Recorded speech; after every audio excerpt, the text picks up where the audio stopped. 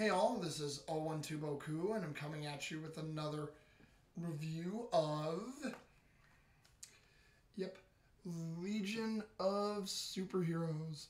And man, what a great episode.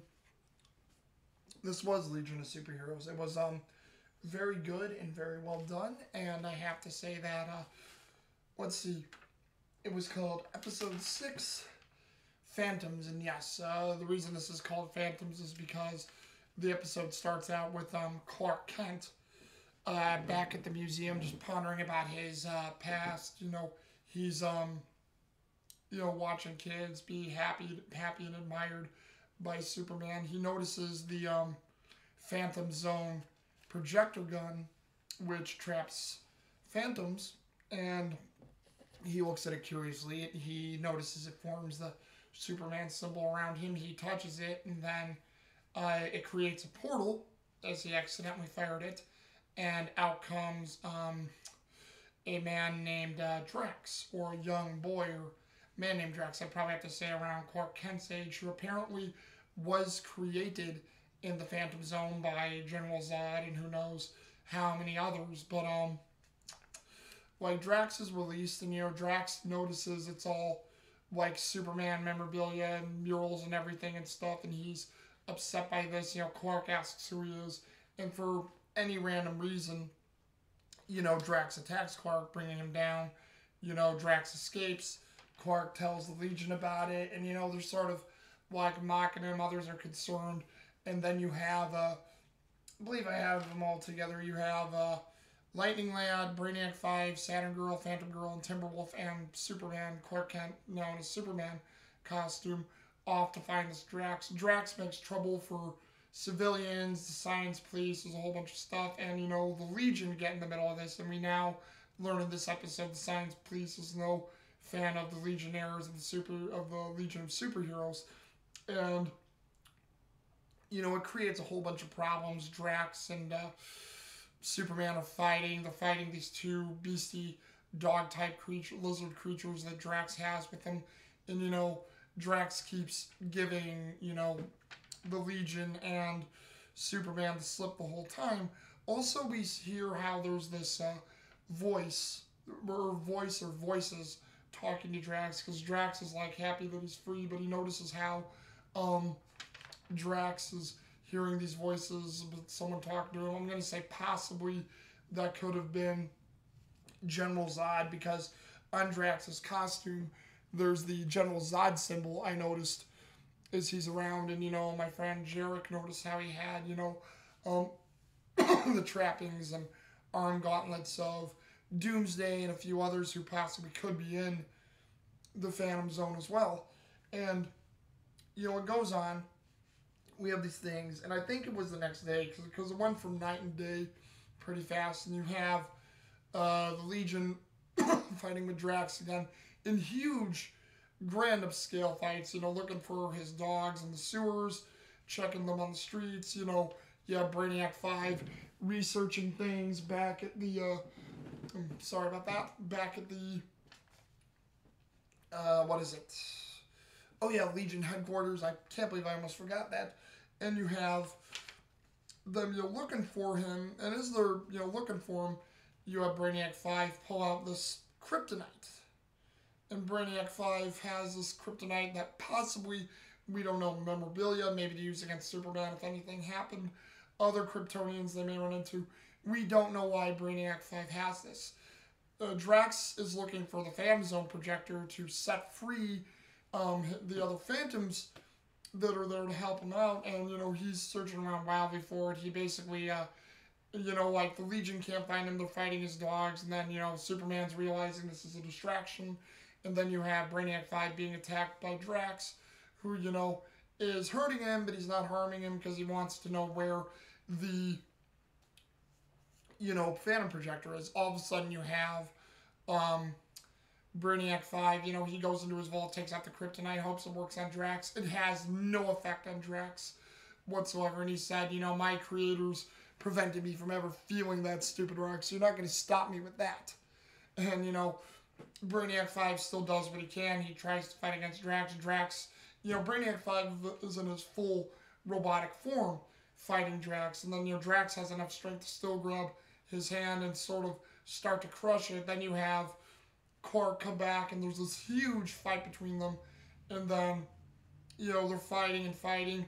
Quark actually gets the Phantom Zone projector and is about to use it on Drax. Drax is actually fearful, and he starts begging, not to be sent back. All of a sudden, Quark lets his guard down. He hits it. He hits Quark, takes it out of his hands, uses the Phantom Zone projector on his friends. His friends get sent to the Phantom Zone, and, Drax and Quark are still fighting. Quark is desperate, wondering how he can take down Drax. He finds a bunch of Brainiac 5's weapons in the armory and starts using them against Drax. Meanwhile, Brainiac 5, Timberwolf, Saturn Girl, Lightning Lad, and Phantom Girl are in the Phantom Zone. They're trying to fight against the Phantoms. None of them are having any effect as all these various Phantoms with generals and other ghostly specters, spirits, attack them.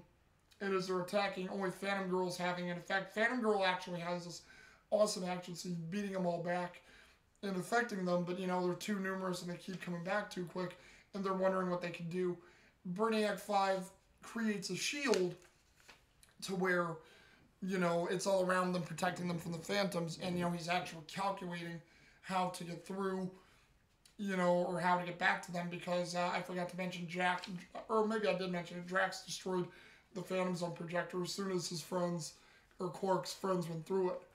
And is it figuring out a way to get back, obviously. The Phantoms are trying to break in. Brainiac 5 has a plan, but he knows that the Legion aren't going to like it, and he says, I can combine my resources. Lightning Lad, you can combine your lightning power to boost my sources to create an electrical current to burst through the Phantom Zone to get back to their time. And, he says there's one catch. Phantom Girl has to, phase all of us through and herself, but possibly with this much power, one of us or all of us could be lost to the void and, become ghosts and spiritual people completely. Timberwolf, who seems to have taken a shine to Phantom Girls against this, he's worried about her, doesn't want her to do it, but, she stands up for the group and says that I'm willing to, we have to try to get out of here. So, they burst forward, carrying a bunch of the Phantoms with them, and, they shake them off in one last ditch effort, and then Saturn Girl, Lightning Lad, and Brainiac 5, they all combine their power to punch through.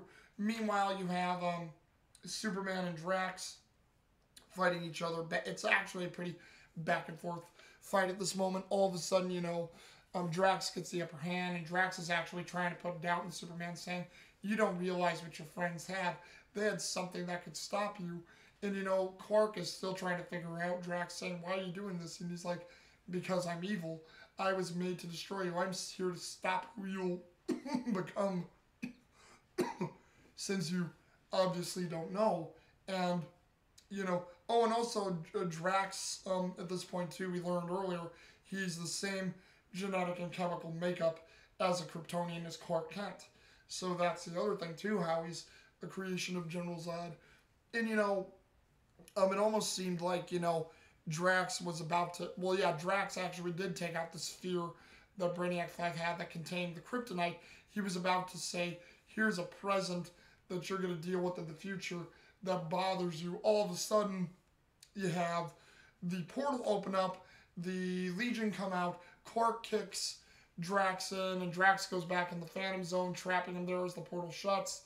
The team thinks, they lost Phantom Girl because Phantom Girl wasn't with them, but Phantom Girl actually phased back into existence. She falls down saying she's going to puke because of how much power she had to exert in a pretty funny scene. And then, you have it where the Legion are rebuilding the Watchtower that got wrecked in Drax and Superman's fight. And then, Superman tells Brainiac 5 he lost his sphere. And, Brainiac 5 just gives this sidelong glance look and says, I'm actually glad you lost it, it's better that it's gone. And, Quark's like, well, yeah, all that matters is we won in the end, and, Brainiac 5 looking off in the distance, wondering about stuff, so again, it makes you wonder, because I've never seen this show in its entirety, and it makes you wonder if Quark is ever going to figure out that Brainiac 5 had that sphere and that weapon to hurt, or the kryptonite to possibly hurt him and whatnot. So, that's a very interesting thing for the character's dilemma going forward in future episodes. Also, as well,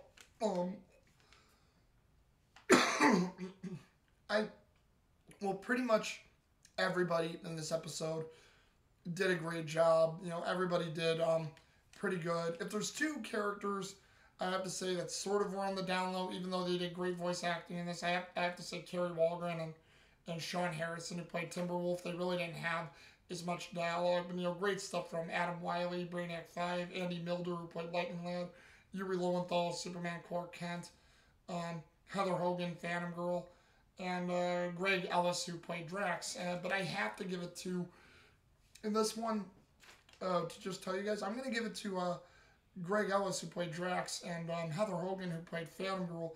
They had a lot of good dialogue in here, a lot of great action moments, funny stuff from Heather Hogan as Phantom Girl, and Greg Ellis, who played Drax. And Greg Ellis he dripped a very good young villain in this as Drax and played a very good performance. So I got to give Greg Ellis the huge lead here.